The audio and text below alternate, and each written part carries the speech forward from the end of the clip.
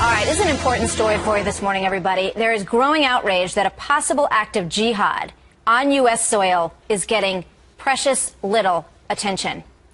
19-year-old Brendan Tevlin was shot to death in West Orange, New Jersey in July.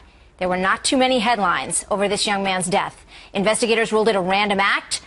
People thought maybe some drugs were involved, which they absolutely were not. People thought it was a robbery as the first motive, which it absolutely was not. Authorities then charged this man, Ali Mohammed Brown, with the murder.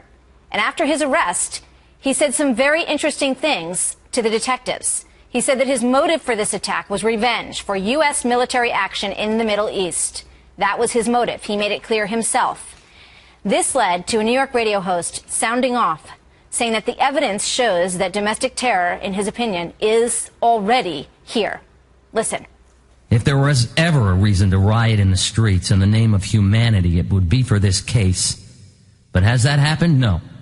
And I'm not suggesting that it should. What did the friends and family of Brendan Tevlin do? They had a candlelight vigil. What I'm suggesting should happen is that this should be talked about and written about, and the American people should know. Why is Eric Holder not visiting the Tevlin family? Why is the president not going to mention Brendan Tevlin tonight? He was a young boy who was killed for being an American. Todd joins me now on the phone. Todd Pettengill, host of The Todd Show on PLJ Radio. Todd, thank you very much. And obviously, your statement's getting a huge amount of attention and has brought even more attention to this story that we have covered here as well on America's Newsroom. Good morning to you. Good morning, Martha, and thank you so much for, I know you've been involved in this story early on, and it just was an outrage to me that here's a man, and I even hesitate to use that word, an individual who admits after being arrested that he's on a jihad and was looking to kill an American and admitted it in his own words when he was arrested, and that doesn't become national news.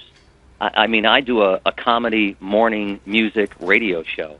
I happen to have a personal connection in that my daughter knew the Tevlin family, and that's how I first found out about it. And maybe I wouldn't have even found out if not for her, because the coverage of this story has just, up until now, and thank you for picking this up, and I know you've been an early advocate for Brendan Tevlin and the entire family, but where is the outrage? Where is the outrage for a young man, 19 years old, who was killed because he was an American? That's it. Yeah. There's no two sides to this story. You can't say, well, but, to anything about this story, because the fact is he was killed because he was an American. You know, there were so many questions over the summer about the motive, and initially the police said it was they believed it was a targeting killing. And you know what? Everybody who heard that, and perhaps understandably so, thought, oh, well, maybe this kid was, buying some pot from somebody and it went bad. But that was absolutely not the case. There was absolutely no drugs involved in this. There was nothing in the car. It was not about that, which the police subsequently made very clear. But now we know that it was targeted, and he was targeted precisely because of what you just said, because he was a white man alone in his car. This person, Ali Mohammed Brown, is also a suspect in 3 other targeted killings. So, I mean, when you look at the facts of this case, it looks more like an act of serial terrorism that has spanned the country at this point, does it not? And people should know. Why is there such a hesitancy to talk about things when the man admitted himself? You brought up such an important point. The family, and I only went on the radio with the permission of Brendan's mom. I called her the night before and I asked, would it be okay to discuss this, because I'm outraged. And the word targeted was really, I think, an important point for them. Even people that knew the Tevlin family, even people that knew this was the kind of kid you want your kid to grow up and be, had a moment where they said, boy, I wonder if he was involved in something. And nothing, as you pointed out, could be further from the truth. This kid was murdered because he was an American, and that's where the story should begin.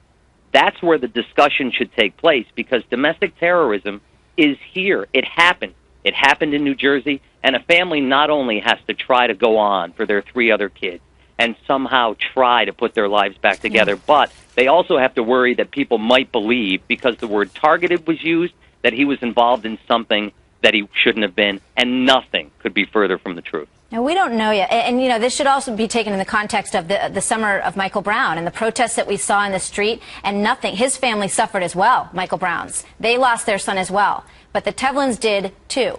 And there should not be any less attention than was brought to this story, as you point out. But, you know, when you look at the facts in terms of, you know, some people might say, well, you know, he was outraged. He's outraged about the military action, United States military action in Iran and Iraq, and that's what motivated this guy, but there's no sign that he's connected to any terrorism.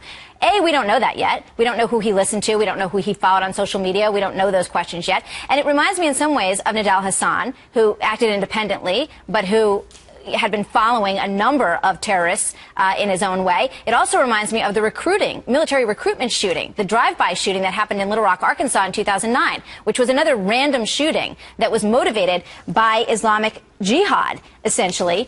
And, you know, you can't look at this Mohammed Brown and say he's a robber, he's a rapist. So what, if his motivation was what he said it was, then what does that make him if not a terrorist? And Martha, if you research this story and if you look back, this man was also arrested for what they're calling bank fraud.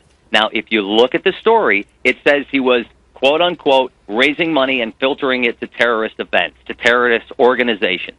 That, to me, tells me a lot about this individual.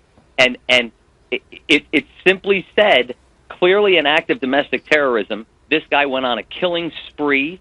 He fled Seattle. He avoided law enforcement officers there to come back to New Jersey, where he had roots, and then laid in wait to attack an American. That's what he did. It's plain and simple in the facts, and I hope now more people will use the hashtag Brendan Tevlin, will go to Facebook and check out the page that's been dedicated to him, which is Good Vibes and Easy Living. And I just let this be the face that brings this topic to light. Yeah. Let this young man, 19 years old, who was living a good and decent life and played bagpipes at funerals for other people who had lost their lives, let this be the face that America sees and knows that domestic terrorism is already here.